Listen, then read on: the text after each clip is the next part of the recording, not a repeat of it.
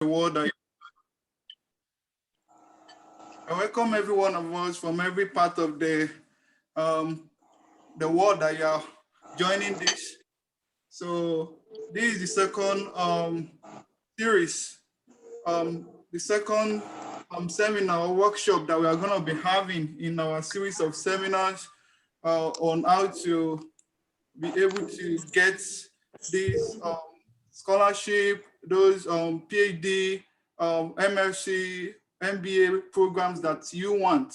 And our last, the very first one we did, we took you through how to search for schools. And you will agree with me that it's very, very important for you to have every aspect of your, application to be very, very okay, because it's a competition. Either it is PhD admission you are seeking, MSc, or you want to get a scholarship in Europe, in different parts of the world. Believe me, it's a very, very big competition. Different people from different parts of the world. And when they are looking at those who they will give the admission to, they are looking at people who actually have a very good profile, like that is holistically. When they look at the whole thing, your CV is okay, your recommendation and every other aspect. So that's why we are bringing the CV writing workshop to you. And also we'll be teaching you about Education USA, a program that is designed so as to help you with your application process. They pay for your GRE, pay for your TOEFL, and traveling costs, they are gonna pay it for you. So it's very, very important you pay rapt attention. And why this program is going on, I would want you to share this link to everyone that you know that could benefit from this. It's very, very important. So very soon I'll be bringing on our guest speaker for today. You know him. He was part of him and Scholar Ezekiel and Scholar Sodiq were the one that did the very first one we had. So Scholar Ezekiel will be the one coming up to come and guide us on this CV writing. And also the Education USA program is going to share this, because he's also a scholar. He's also a beneficiary of this program. So he has more knowledge about it. And now, why this is going on, if you have any question, would encourage you to put it in the chat box so that we can take care of them when we get to the question and answer time. And if you also want to say it, or maybe you want to unmute yourself and say your question, just prepare all those questions down. There will be a time that we are gonna bring you up to come and ask your questions. And believe me, we are going to do justice to all the questions so that you can get yourself prepared. And our expectation is that after this seminar, you'll be able to write a competitive academic CV, regardless of the program you're applying for, PhD, MSc, scholarships, and the likes. So without much ado, I want to bring in Scholar Ezekiel. Scholar Ezekiel, you can have the floor. Why the other people that might have questions can begin to drop them at the chat box. Thank you.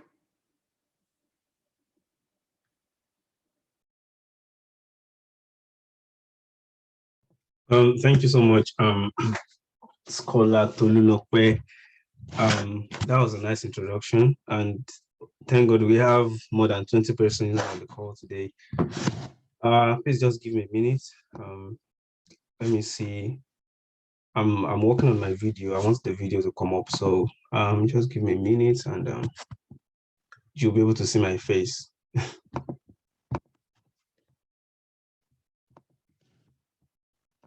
Okay, so I believe everyone should be able to see me now. While you were having the introduction, some interruptions were coming in, so I had to mute everybody. So now I just enabled everybody to unmute themselves when they want to. All right, so this is how it's gonna go. We have 55 minutes for the seminar, and it's a long one, it's a compressed one. Okay, so this is what is going to happen while the seminar is going on. if you have any question at any point in time, please drop your questions in the chat box, okay? Drop your questions in the chat box. During the Q&A section, I'm going to go through the chat box and answer your question. Good evening, good morning, good afternoon, everybody, depending on where you are joining us from. My name is Ezekiel Irewale, in case you do not know. I am currently a PhD student of neuroscience at West Virginia University in the United States of America. I am an Opportunity Fund scholar, so I believe I am in a good position to answer your questions as regards Education USA Opportunity Funds program application. I have also worked with BTDT Hub. For those in Nigeria who currently know BTDT Hub, it's a human capital development company, and one of the areas or the services they render is CV writing. And I spent almost a year with them writing professional CVs, academic CVs, and whatnot. So it's just that irrespective of the questions you have this evening, I might be in the best position to answer them. So prepare your mind to learn one or two things. And if you have questions, like I said earlier, please drop your questions in the chat box. So I'm going to pull up my my PowerPoint slide, something I just put together. So that would guide the seminar this evening. So as soon as you can see my screen, please let me know, and then we can get right to business. Okay, so with this, I can see the chat, I can see you know, your responses and your comments. So before I proceed, I hope everyone can see me clearly.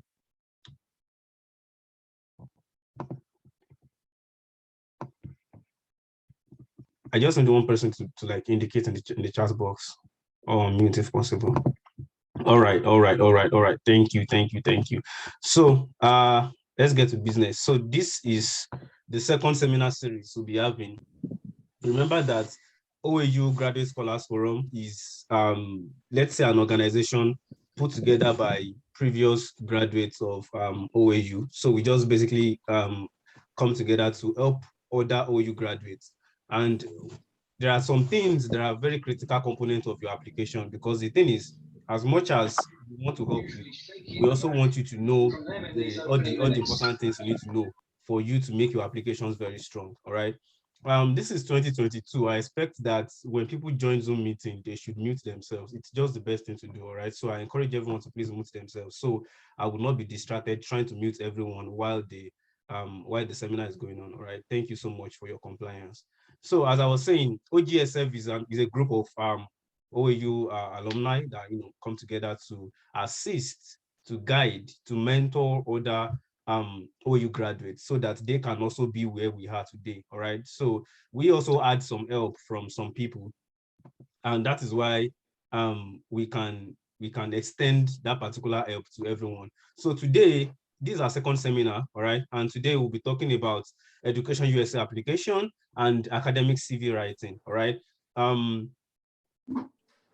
In between these two topics, all right, I'll give some time, okay, for your questions. So if you have any question, put them in the chat box, as I said earlier. So let's start. Education USA Opportunity Funds Program. So you may wonder, what exactly is Education USA? See, let me chip this in here. If you're applying for scholarships or you're applying for anything that relates to scholarship, find out what that particular thing is. Don't just submit your application just like that. Even if you're applying to internal scholarships, like you're applying to schools directly, go and read about the mission and the vision of the school. You can find a way to incorporate that into your applications. Now, Education USA, a lot of people get rejected because they might not even understand what Education USA OFP is about. So they just submit the applications as if they are submitting an application to a school, and then they get denied. All right. So I believe the first thing you need to know, all right, is what exactly is Education USA about. All right. So Education USA is a network of the Department of State. So when you look at the United States in general, they have different departments. The United States have different departments. There's the Department of State, Department of Agriculture, Department of Homeland Security. There are a lot of departments. Now, under the Department of State, that is where Education USA is. And the mission of Education USA basically is to reach out, to go into other countries and seek out the best talent in the country. Although they will not put it like that in their website, but their mission is to seek out the best talent in the country and bring them, aid them, assist them to come and study in the United States. all right? So Education USA is broad, all right? It's general. They offer these services to anybody that comes to them. If you go to Education USA today and you subscribe to their service, they'll offer that service to you, irrespective of your background, or your status, or whatever. Now, Education USA as a network, as a body, they now have a particular program that they call Opportunity Funds Program. Okay, now this Opportunity Funds Program is not for everybody. Opportunity Funds Program is not for every Tom, Dick, and Harry. No, it is for some select group of people. And who are these people? Look at the statements on Education USA OFP. The program is meant to assist highly qualified students. In fact, I should underline that too. Highly. So the first thing is you need to be qualified before you can be an OFP scholar. Now, what are the qualification criteria?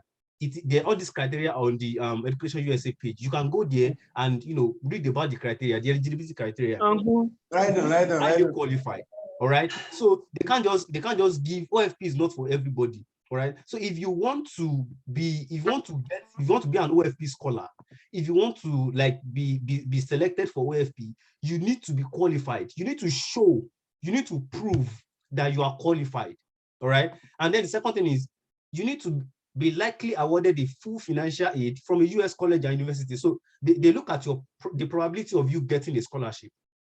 I would address that at the end of this particular section. OFP doesn't give you scholarship. No, they look at your potential to secure a scholarship. All right. So first, they say that you are qualified. Second, you are likely to get a full scholarship or a full funding, whatever, from a US school. All right. But you do not have that particular financial capability. If you will agree with me that application costs a lot. You pay application fee, pay for this, pay for that. So they see that you have so much potential, but you are limited financially. Those are the kind of people OFP is looking for. See, if you are highly qualified, if you are likely to get a financial aid, if you are likely to get funding from a US school, but your papa is related to Dangote, your papa is Dangote.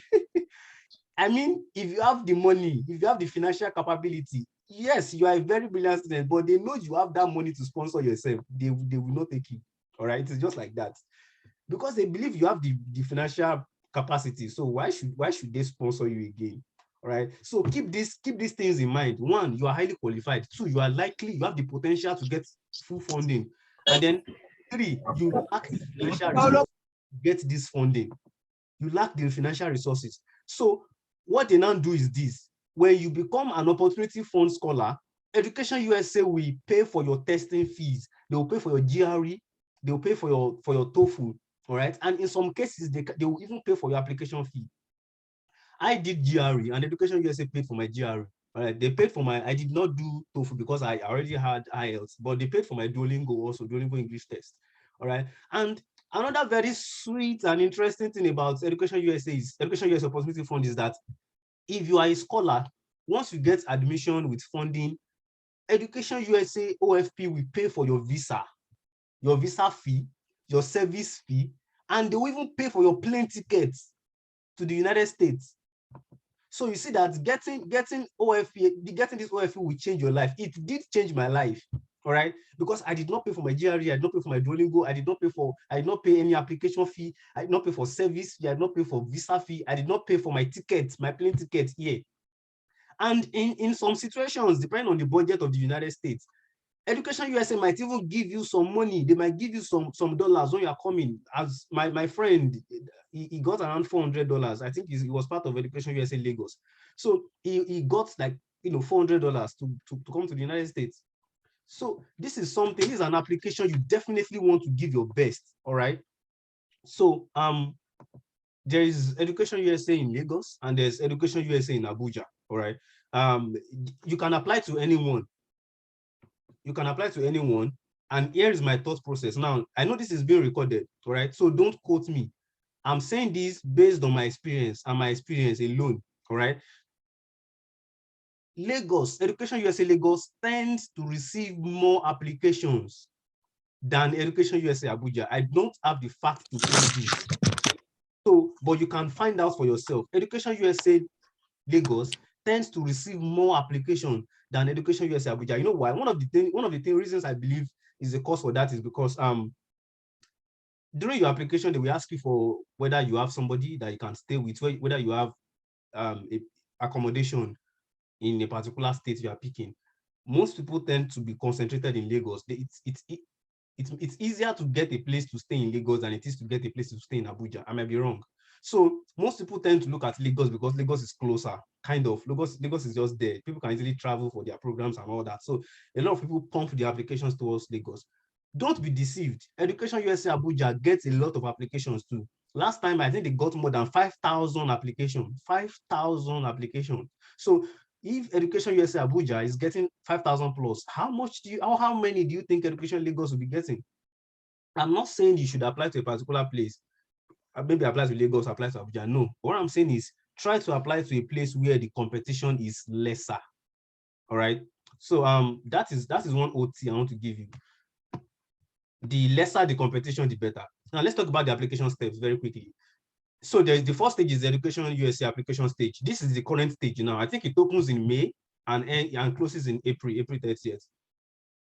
Pay attention to the things you submit in the application stage, because this is the stage where a lot of persons apply. Thousands of people, those that are serious about studying abroad and those that just want to, japa.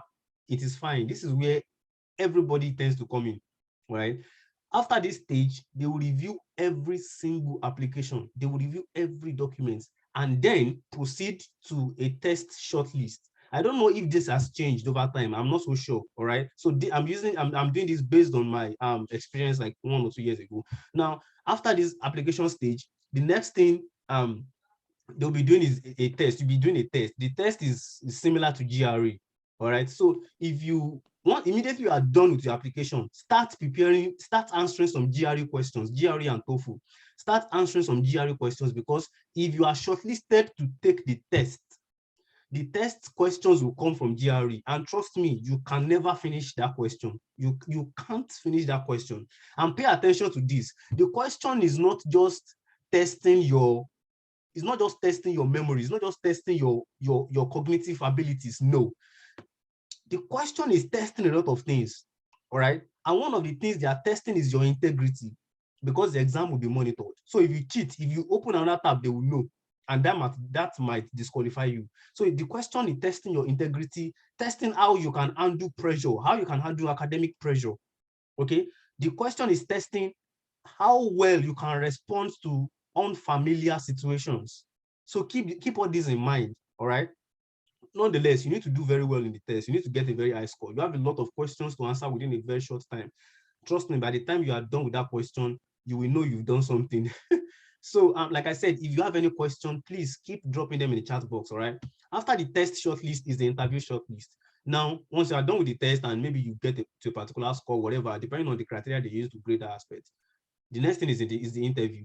The Education USA team would have interview with you, ask you some questions, then try to verify the things you mentioned in the application stage. So during the application stage, please do not include any false information. Be true and be sincere, because if you are not, you would bust yourself in the interview stage. All right. The interview is very short, I guess, maybe like 5 minutes or 10 minutes or so. I'm not so sure. The interview is very short. If you are able to make it to the interview stage, then they will now shortlist people to put in the Education USA group. So those are the people in the general Education USA category. Those are the people that will receive free services, free Education USA services. And all these services include their seminars, their training, their reviews, their orientations, all those Education USA services in general. Those that make it to this stage, I think there are usually around 200 persons. I'm not so sure. I think around 200 persons make it to this Education USA shortlist. Then the last set of people, those are the Opportunity Funds Program Scholar, all right? So those are the shortlist for the OFP. These people are usually around 25, around 20, anywhere between 25 and 30. It changes per year based on budget. So max 50 persons, okay? So these are the people that will enjoy all the benefits of OFP, the free GRE, free TOEFL, free all these, pay for this, pay for that. They will cover every single thing.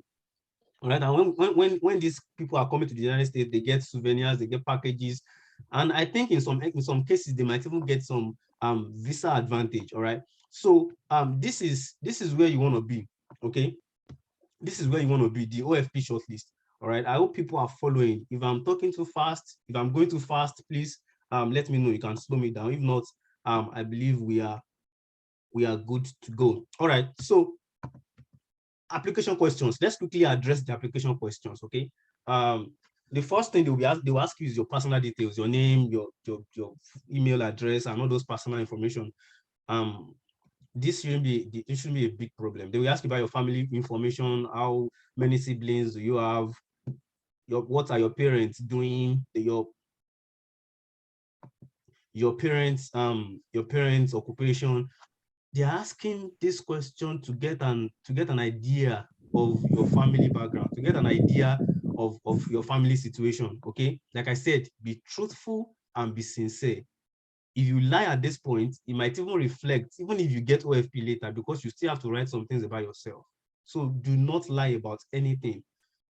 Then they will ask some questions, and then they ask you to give short answers. Please, I beg you, do not write 2 lines and stop there.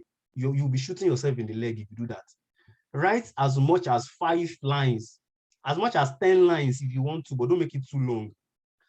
They said it's short answer question. Be detailed. Okay. Time would not permit me to go through every single question with you. I think I have some of the questions, but time will not permit you to go through every single question and tell you what you need to do. Okay. What I'm saying is, for each of those short answer questions, or all those questions that require short answers, like your occupation, your extracurricular activities, what motivates you, what do you look forward to, all those questions, please express yourself concisely. All right. But don't make it too short. If you make it too short and they can't see, they want to extract value, they want to know who you are, they are looking for every means to see if you are qualified or not. So give them every information they need so that they can see how qualified you are. All right. And then your personal statement, they will ask you to write a personal statement. Before, during our time, we used to write essays, 2 essays, one from category A and another one from category B. I think they stopped that already. Now they're asking for personal statements. Please bear this in mind. The personal statement is not the same thing as a personal statement you submit to schools. No, please don't make that mistake. All right. Can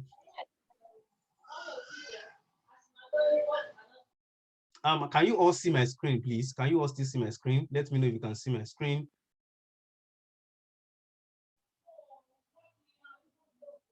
Yes, I can. All right. Thank you.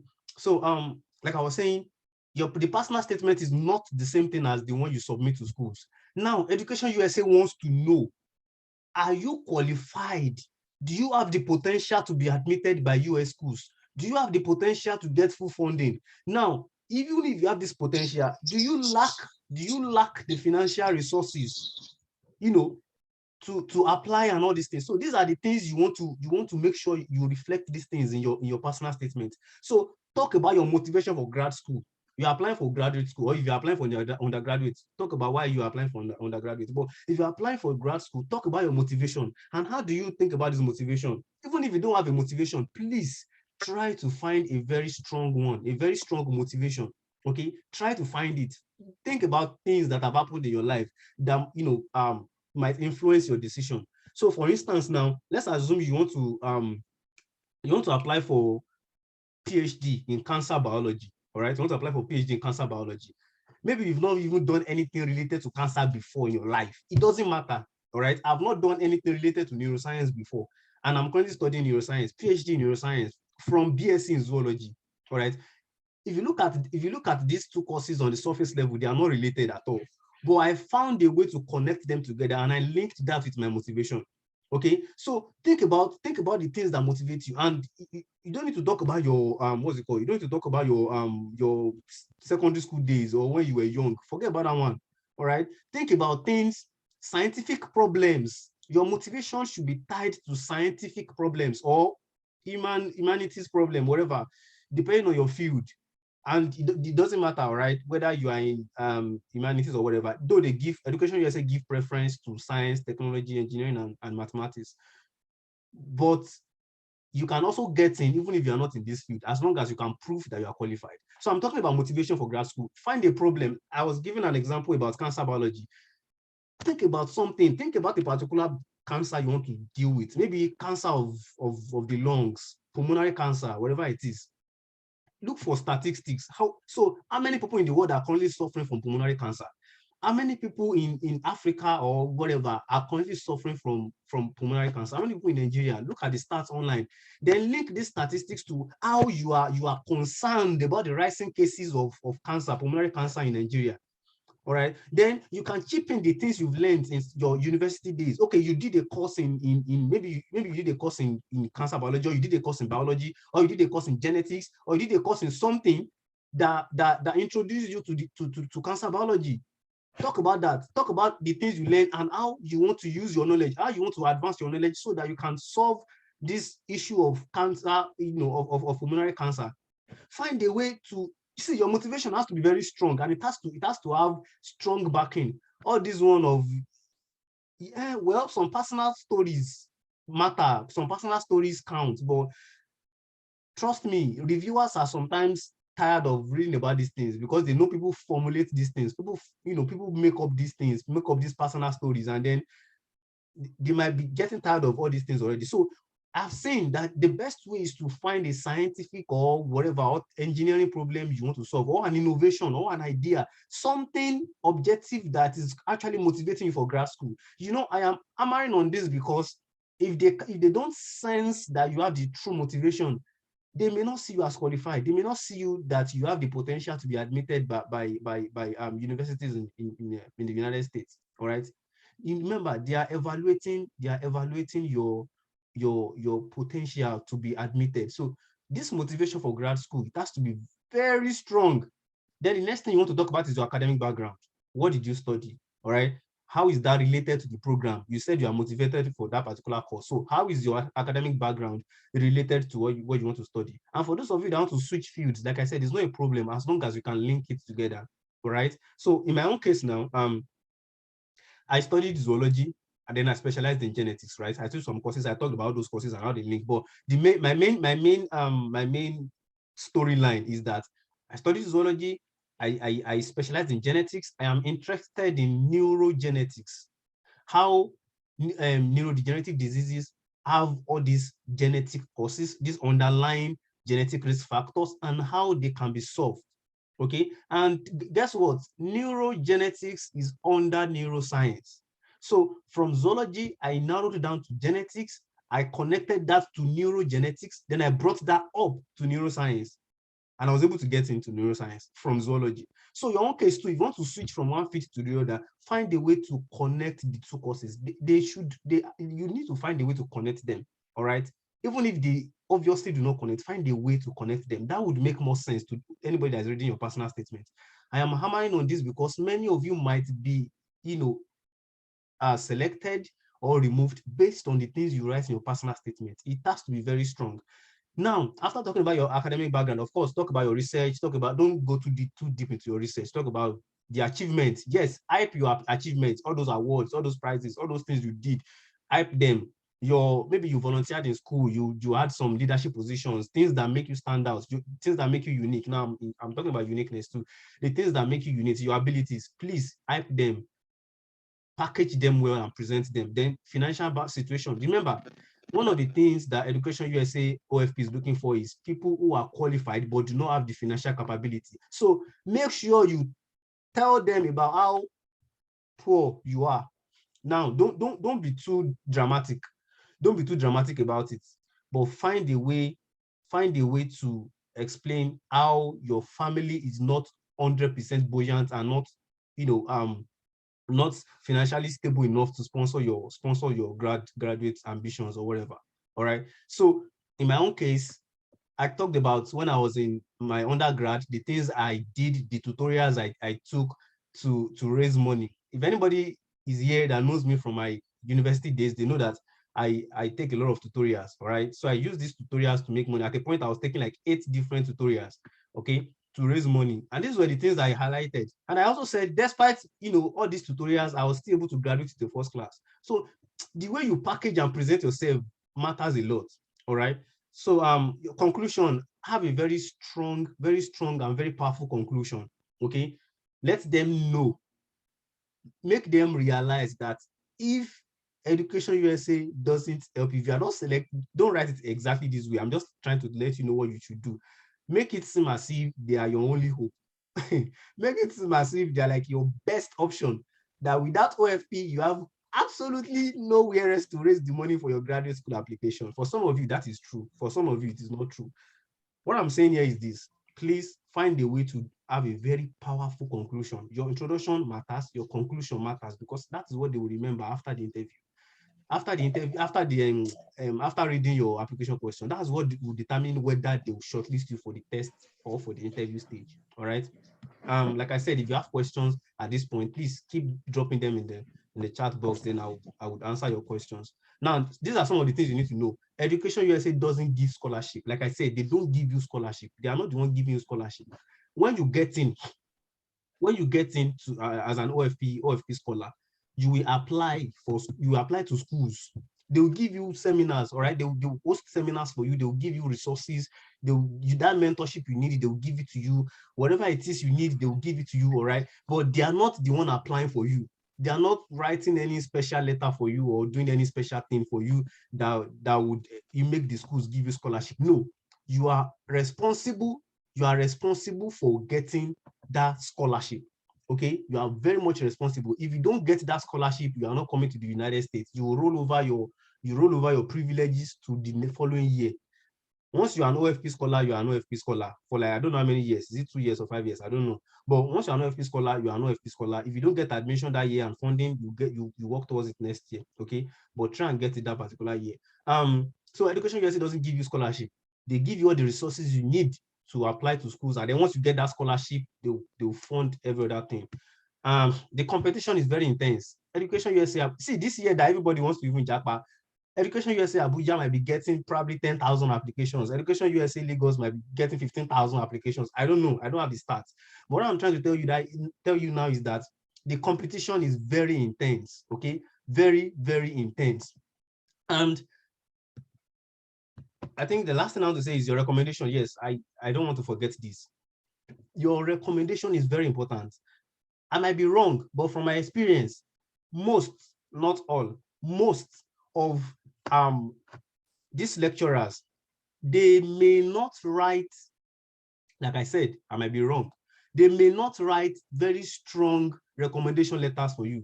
I have seen a particular lecturer write a recommendation letter for me, and when I was reading it, I was seeing some errors. One, the letter was generic. What he did, in fact, it was in my presence. The letter, he opened a particular format. He has a template, so he just opened the format, edited my name, edited the name of the school, and that was all. And then edited some E to she, I mean some she to E or whatever. Then at a point when I got the letter, I saw some she, some E in some places, some mistakes and some errors. And this letter was a generic letter. Many of you don't know. This might even be some of the reasons why you are getting rejections. In the United States, they pay attention to your recommendation letter a lot. When I mean a lot, I mean a lot. That is why they are requesting for what's it called, for 3 recommendation letters. I mean, when you apply to US schools, they request for at least 3. Some will ask you for 4. So they pay attention to the recommendation a lot. So you, from this stage, find lecturers that can write exceptionally well for you.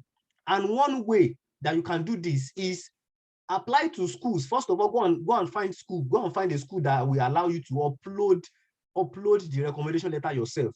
A good example of that school, I think, is University of Groningen in Netherlands. Go and look for some of these universities in Netherlands. I think, I'm not sure, but the one I did was University of Groningen. Now, some of these schools in Netherlands, they allow you to upload the recommendation letter yourself. So go to this kind of schools, apply, and when you get to the recommendation letter stage, if they allow you to upload it yourself, that is awesome. Now go to your lecturers, I don't know how many of them you are close with, go to like maybe 5 or 6 of them, go to like 6 of them, ask them for recommendation letter. Now, most of them, they've been doing this thing for years, so they will expect that you will send a link to them. Now tell them that in this case, the university asks you to upload it. So they are not, how do I explain this? They are not getting any link. They have to like write it and give you the paper, whether hard copy, whether PDF, whatever, they'll give you the paper. Now, pay attention to this. What I'm telling you now, some of you might not know, I got the orientation from somebody and it has been helping my life since. When you go to like 6 of these people, get those recommendation letters from the 6 of them in your room, sit down and read this letter. So what did Professor A write for me? What did Dr. B write for me? By the time you read through this letter, you will know who and who and who can write well about you. You will know who is using a generic, he's a good student, he does this, he does that, I can vouch for him, all those generic letters, you will know. So you know who to avoid and you know who to go to for your real recommendations. Please pay attention to these things. It might save you. It might save you. All right. Because if your recommendation letter is so generic, your applications might be so watery. Okay. So pay attention to these things. Another thing, another way you can go about this is, if you don't have much people, maybe you're only able to get 3, but those 3, they can't really write well about you.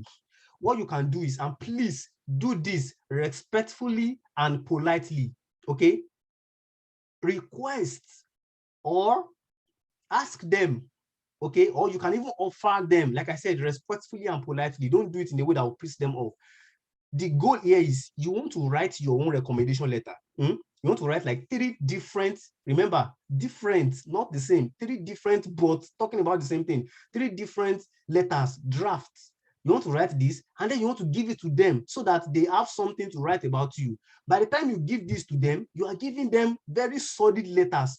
And believe me, some of them might just be able to change 1 or 2 things, and then they will submit that on your behalf. And what have you done? You have shaped your own destiny. If you know that somebody that is behind whether you get admission or not is not doing well, and you are assisting them, you are shaping your own destiny, and that is just the best thing to do. If you know they can't write good enough for you, write it yourself and offer them respectfully and politely, please. Because there are some lecturers you'd mention that to, that, can you submit a draft, or you send a draft to them and they'll be like, so do you mean I cannot write myself, or do you mean I'm not, or you don't trust me enough to write? So do it in a way that will not piss them off. But please, if you want to offer them the draft, see, that's the best thing, find a way to offer them the draft. But if they write very well about you, then you don't need the draft. Your recommendation is very important. Prepare to give it your best. Please prepare to give it your best. If you get Education USA OFP, trust me, it will relieve a lot of stress. It will help you a whole lot.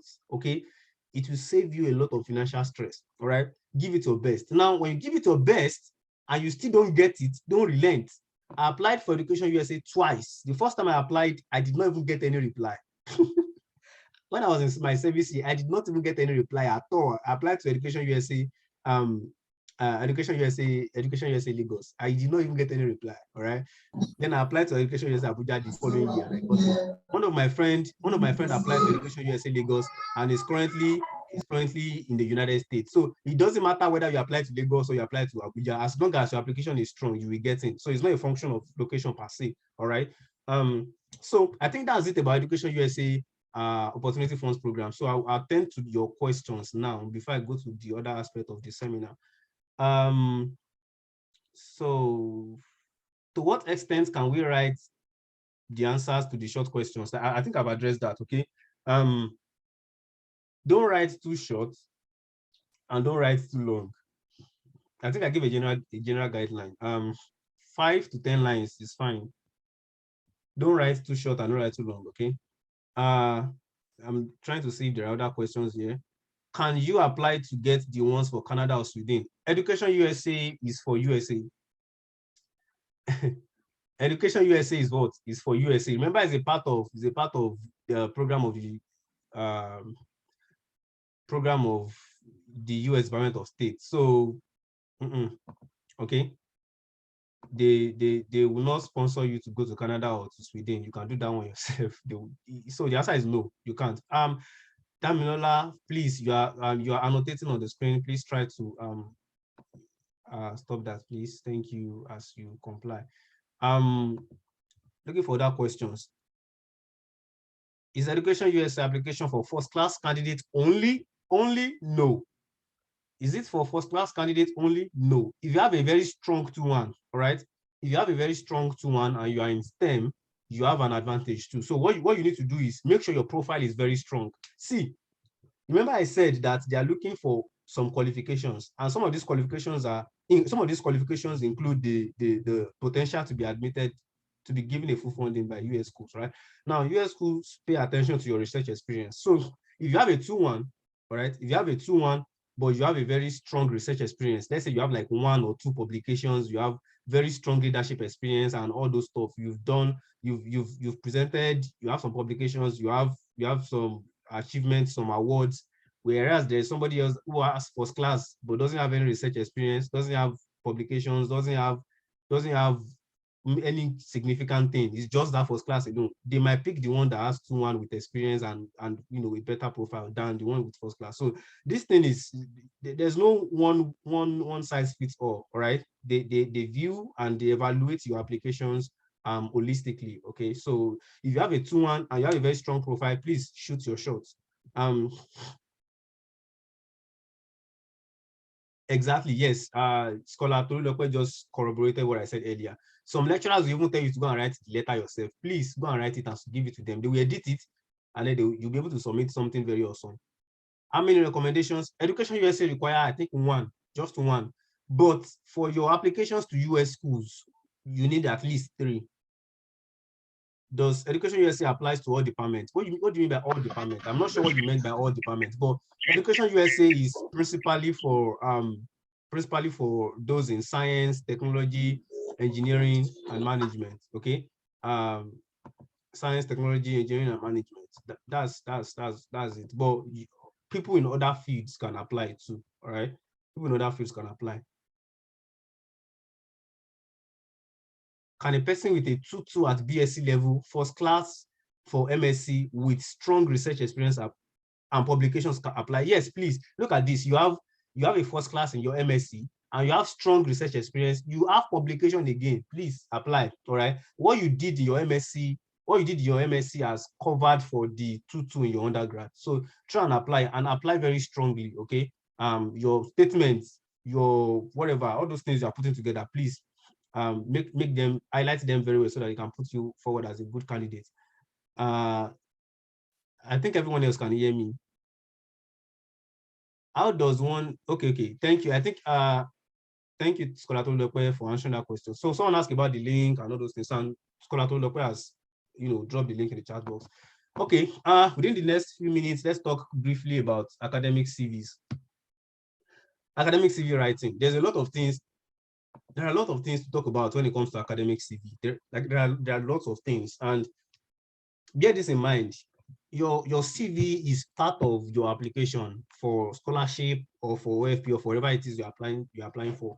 When people get your CV, when your reviewers get your CV, when they look at your CV, what comes to mind is, who is this person? Because they don't know you and they want to know you. So one of the ways they evaluate your potential is through your CV. So who is this person? All right, who is this person? And you want your CV to what's it called now? To give a strong impression about you. You want your CV to give an amazing expression about you. You want your CV to speak for you. All right.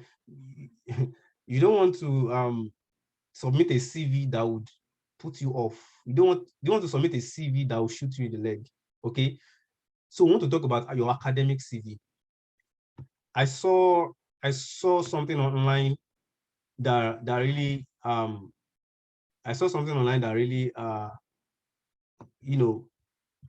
resonate with the things I have in mind to discuss with us. So I'm just going to use the flyer I saw. So the link and everything to this particular image is online. You can get it online and read it for yourself. But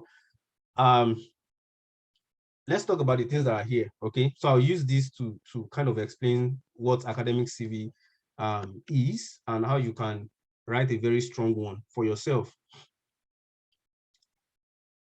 When we talk about your CV is like, first of all, know that CV is different from resume. Okay, when you're applying to a job, you submit a resume. Your resume highlights your skills, your competencies, the previous job experiences that you have. Talk about the transferable skills you got and how you intend to be of value to the company. All right. So your resume is for professional job applications, and your what's it called? your CV is like a complete representation of who you are, your academic background, and all the things you've achieved up to that particular point in your life. The first thing on your CV is the heading. So the heading contains, of course, your name, your email address, your mailing address. We don't really use mailing address in Nigeria. We only have email address. And then your phone number. Now, when it comes to your name, please, if you're applying to schools in the US, your first name comes first, okay? And then your last name comes last. If it is possible for you to use just two names, please use just two names. For most of us in Nigeria, we have three names. We have the first name, the middle name, and the last name. Or in fact, it is in another order. So it's usually surname, first name, and middle name. But in the US, it's the other way around. So it is first name, middle name, and last name. There's no problem using your three names. You can use that on your CV. I think I used that when I was applying. I'm going to share my CV with you, the one I used when I was applying. I'll share it on my screen and then you can see it through. I used three names, I guess. I think I used three names, but now for my current CV, I don't use my middle name anymore. I use just my first name and my last name because that's like the common thing. It makes it easy for people to interpret. By the time you put three names, they wonder which one is your first name, which one is your middle name, and which is your last name, depending on the country you're applying to, all right? So to avoid that particular confusion, what you can do is, if you are writing your surname first, write it and put a comma, and then write your first name and your middle name. That way, they know that that first name with the comma is your surname, is your last name, all right? But if you write two names, the first one is your first name, and the last one is your last name. Your last name is your surname. So don't confuse them at the naming point. There are some CVs you get, and then you'll be like, so which one is the first name? Which one is the middle name? Doing that, you are shooting yourself in the leg. Your name should be unambiguously written, all right? Your email address, one email address, a very good one, professional one. You know this, you have heard many things about CV already at this point. So don't put any funny email address. Your email address should contain your first name and your last name alongside any other thing, maybe numbers or whatever it is you want to put. But it has to contain your first name and your last name, or a short form of your first name and your last name, whatever it is. But make sure that your email address is professional. There's no mailing address in Nigeria, so I don't expect anybody to have any mailing address in Nigeria unless you have a mail box in your apartment in Nigeria, but which I doubt. Most people don't use mail. And then your phone number, just one phone number. Write the phone number in international format, +234 or +44 or +1 or +907, whatever it is. Write it in international format. Okay. Then write your experiences, your all the details, all the content in your CV. Write them in reverse chronological order. Reverse means you start with the latest first. So if you did something in 2017, 2018, 2019, you start with 2019, go down to 2018, then to 2017. I've seen a lot of CVs where they have this mixed up. You have to write your CV in reverse chronological order. Your publications, your recent publications first, then followed by the other ones. Okay. If you are confused at any point, if you have questions at any point, please drop them in the chat box. Now, your academic CVs can be longer than resume. Resume is 1 page, max 2 page, but usually 1 page. But your resume can go as long as 5 pages. I've seen a resume of 40 pages. I've seen a resume of 50 pages. Those ones are resumes for professors, for people that have achieved a lot in their field. But for you, a graduate school applicant, please keep your CV, keep it to 2 pages, maximum of 2 pages, please. When I was applying, to some schools, I think I made that mistake. I had like 3 pages, but it's fine. I eventually narrowed everything down to 2 pages. But the thing is this: keep your CV, irrespective of the hundreds of achievements you have. Put the important ones on the CV. 2 pages max. If you start putting 3 pages, 4 pages, you are given an assumption that you have a lot of publications, you have a lot of conferences, presentations and posters and all those things. You have a lot of all those things and they are taking extra page.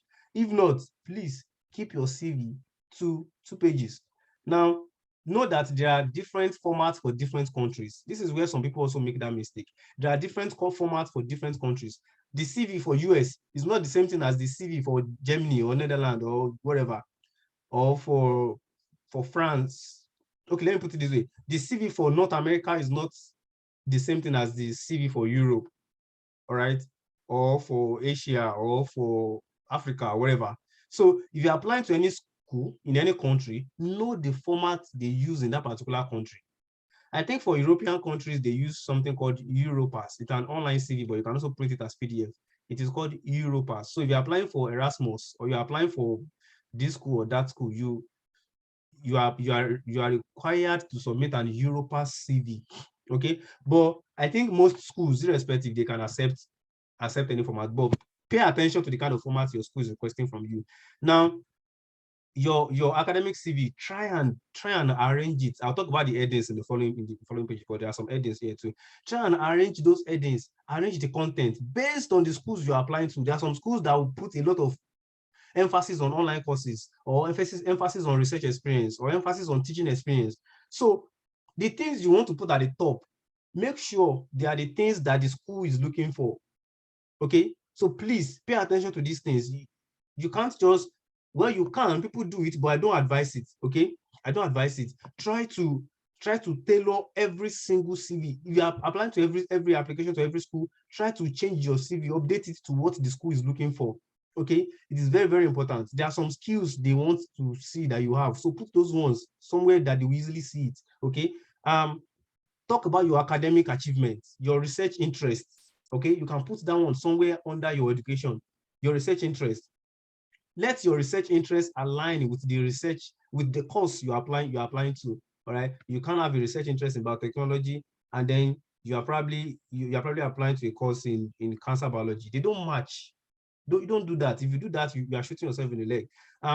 Know that those that are reviewing your applications, they might not be in your field. So if your field is maybe in cancer biology, you don't want to start using all those big jargons. Try and use simple English all through. There are some places where you use some terms, but don't make it too much. Don't make it too stressful for your readers. Okay, because if you keep on putting all those technical terms and they can't really understand what you're talking about in your CV, it's to your disadvantage. So please try to keep your jargons to your minimum. Jargons means words in other field that people that are not in that field might not be able to understand. All right, then your qualifications, your research, your publications, every other relevant information, put them in your CV and arrange them well. Okay, if you don't have publication, it's not a problem. You can package your presentations and find somewhere to put it. They will see that, okay, this person has actually presented in an academic environment before. Everything you are putting in your CV should be towards your application, how you are a very good and excellent candidate for them to admit. All right, put all these things in mind. If you have professional development activities, please put them. Your teaching experience, put them. Volunteering experience, all those things. Now, when you are done writing your CV, okay, when you're done writing your CV, send it to the group. All right, when you're done with your CV, send your CV to the group so that other people can review it. Let at least 2 persons review your CV. Now, put this in mind, please. Different people have different preferences. Okay, different people might, give you different advice or different recommendation that might be opposing. Sometimes you need to go with your mind. Go with something you are comfortable with. Okay, but make sure it is still within professionally acceptable standards. All right. I'm going to talk about formatting. Your CV should be well organized and easy to read. I personally, when I see CVs that are disorganized, it turns me off. How much more people that are reviewing your application to give you admission? So make sure your CV is neat, your CV is organized, all right, and very easy to read. When I mean organized, the spaces, the tabbing, the delineation, the indentation, all those things, make sure everything is perfect. Pay attention to details. Where do you want to put your date? How do you want to put your date? Do you want to bolding it? Do you want to italicize it? And make sure that whatever format you are using, you are consistent throughout. The way you write your titles, the way you write your roles, the way you write the company or the organization, the way you write the date, the way you write the point, the bullet point, the spacing, the structure, everything has to be well done. Remember, you are sending your CV to people that want to admit you. If you cannot prove that you can pay attention to details, how do you expect them to admit you as a student? So pay attention to every minute details in your CV. Now, like I said, choose an effective format. You see all these what's it called? All these I've seen some CVs where they use graphics, they design it in Photoshop. I used to do that one before. No, now, not anymore. Keep your CV consistent. Keep the format simple. If you want to use color, just one color throughout. Maybe you want to color the heading, only the heading alone. Fine. You want to put a colored bars between the rows. Fine. You want to put a colored horizontal line. Fine, or whatever, vertical line. Fine. Okay, whatever it is you want to do, make sure it is simple and it makes your CV very attractive and very easy to read. So try and emphasize important details with font, with italics, with underline, capitalization, whatever it is you want to use to draw attention. Okay. Put the important information at the top, all right, and then the footer can contain your name or your CV update date or whatever it is. Like I said, there's no one size fits all for all these things. Try and do whatever it is that that makes you comfortable and whatever it is that suits you, basically. But just make sure you are doing all of these things in a professionally acceptable standard. All right, do it in a standard way. So I think the next thing I want to talk about is, I just want to point out the headings. Okay, so the first thing you want to have on your CV are your personal details, your name, your email address, your phone number, and all those things. Then talk about your education. Talk about your project. Under your education, put your project title. If possible, put your supervisor name, but it doesn't matter. But just put your project title, put your research interest. Put your research interest there. Then publications, your poster presentations. If you have online courses, there are some of you want to switch, not like switch, but you want to transit to another field. So what are the online courses you have taken? For instance, you studied maybe mathematics, whatever, and then you want to do something in computational neurobiology. So which courses have you taken in computational neurobiology? What are the courses you have taken that links the two courses together? Put all those things there. All right. Talk about your awards and your prizes. Which awards have you won? Which prizes have you gotten from your school? Put them there. Then your research experience, your internship, teaching experience, leadership experience, volunteer experience, professional, and all these other headings, other titles. The point here is this: within that 2-page, very well organized, very well formatted, make sure you put your best foot forward. All right. Make sure you put things that typically talks about you, give an impression about you, and don't assume that they don't read the CV. They do. They read your CV. So if your CV is not attractive, if your CV is not interesting to read, if your CV doesn't portray you as a good candidate, they may not admit you. And that is why I said earlier, and I'm going to put that out, I'll put that here again. You might need to review your CV every now and then, update it every now and then. You might even need to change it for every applications. All right. Every schools you're applying to, you might need to change it and upgrade it. Okay. And there are some things you need to know as regards your CV. Put this in mind. They read your CV. If your CV turns them off, that's it. All right. So your CV can make you or it can make your application or mar your application. From the CV stage, they can even forget about you. And then you just get rejection letter at the end. And you'll be like, oh my God, what is happening? It is because your CV has shot you in the leg. It's just that simple. Please put this in mind. Your CV is a critical component in your application. In every section, in every title, in every single aspect of that CV, put your best foot forward. They are looking at the way you write. They are looking at the way you present yourself. They are looking at the way you package yourself, the things you've done, the things you've achieved, the skills you have. They are looking at everything, and then they are making decisions on you. So please present yourself as an admittable candidate. That's very important. And when you are done with your CV, put your CV in PDF. Please don't submit a Word document unless they ask for it. Convert that CV to PDF, because the thing is, if you send in a CV in Word document, if they open it with another version of Word, the arrangement and the formatting may just scatter. So please convert it to PDF before you upload. And then you can send your CV to the group PDF, and then we can help you review the CV, and then you can offer our suggestions. So I'm going to attend to some question and answer now. Okay, before I do that, let me share. Time is gone. So let me share my the CV I used in applying to schools. Let me share it with you all so you can see. And remember, this was something I used in 2001, I guess. 2020, 2021. I'm not sure when I applied again. So I think I applied in 2020. Yes. This was something I used in November, December 2020. I've upgraded my CV since then. So I'm going to share my share my screen with you briefly. I know we are out of time. And if you have questions, please put them in the chat box, because after now I'll be attending to them. So I'm sharing my PDF. What's good now?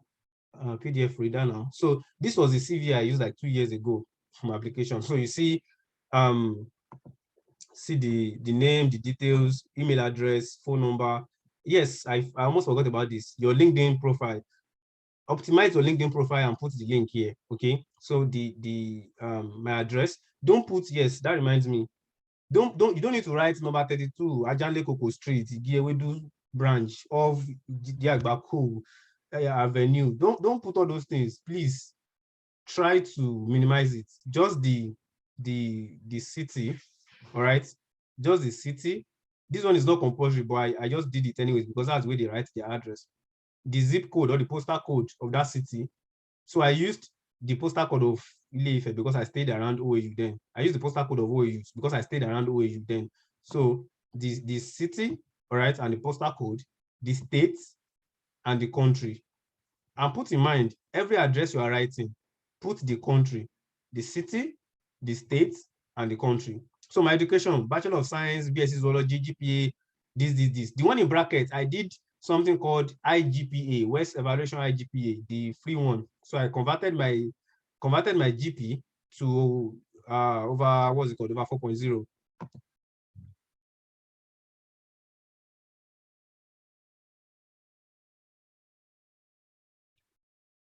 Okay, people are requesting for the CV. Yes, I'll try and I'll send the CV. All right, I'll send the CV. But one thing I don't want you to do is to do.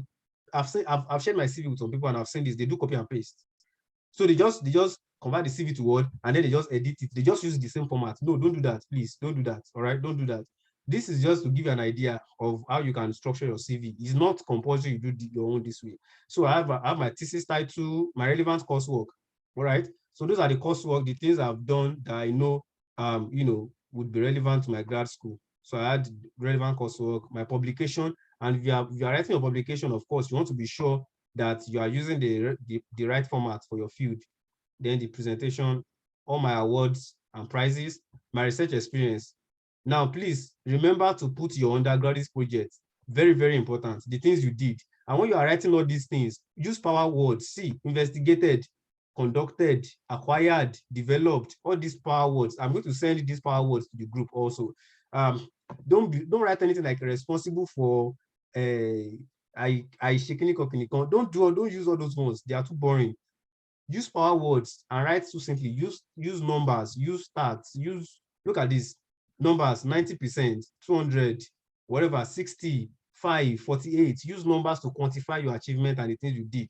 All right. Then I talked about my skills and my competencies. Look at this: laboratory skills, all the lab skills I knew then, academic writing, editing, proofreading, data analysis, presentation, all those things. The software I knew then, the programming and whatever. Then interpersonal skills.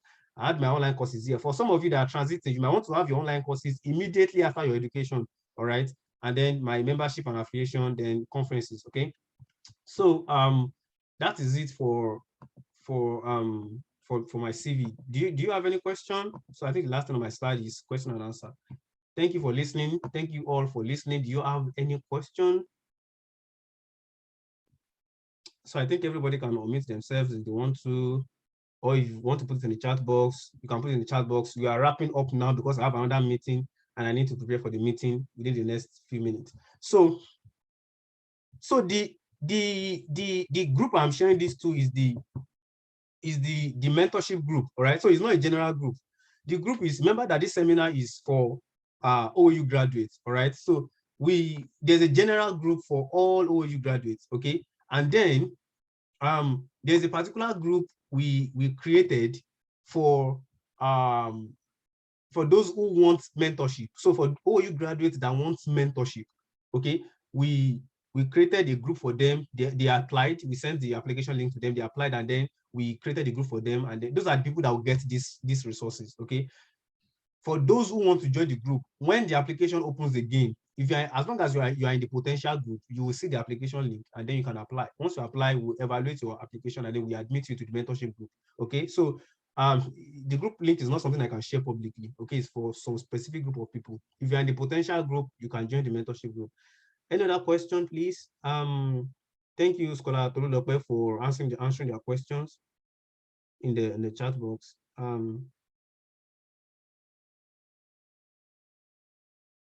Yes, Uzoka. Yes, PDF is just the best. PDF is the best.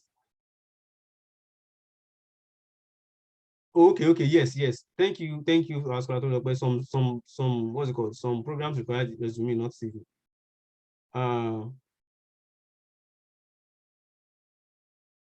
The PDF and the whatever the template will be sent to the mentorship group. Okay, and it's free. I don't know why there are people in the potential group that they are just more interested in joining the mentorship group. I don't know why, but as long as you are in the potential group, every month we open the mentorship group for application. Ask you to apply and then you can get in.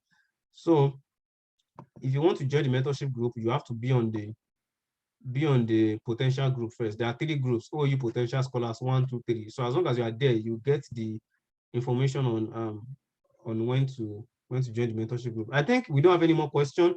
Scholar Tolulope, for those who want to join the potential group, my first question to you is, are you an OU graduate? If you're an OU graduate, you can join. Okay, you can send me a message or send the person, try and find a way to connect with the person. Or I don't know if I've not activated my WhatsApp on this system, so I can't even copy it directly on my system.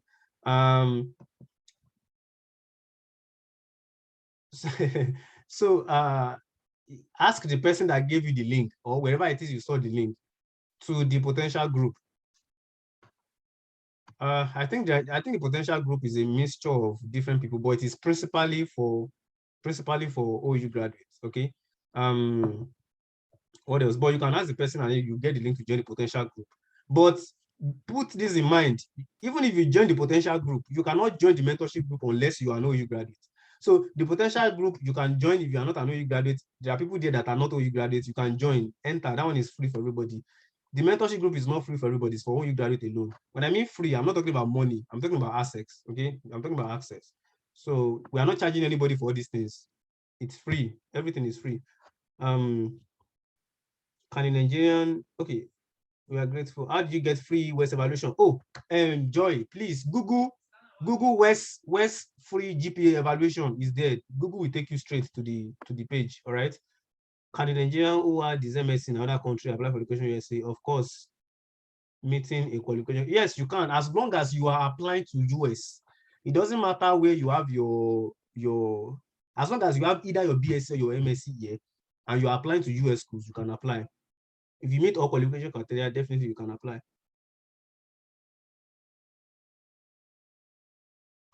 Well, it depends. If you want to reach out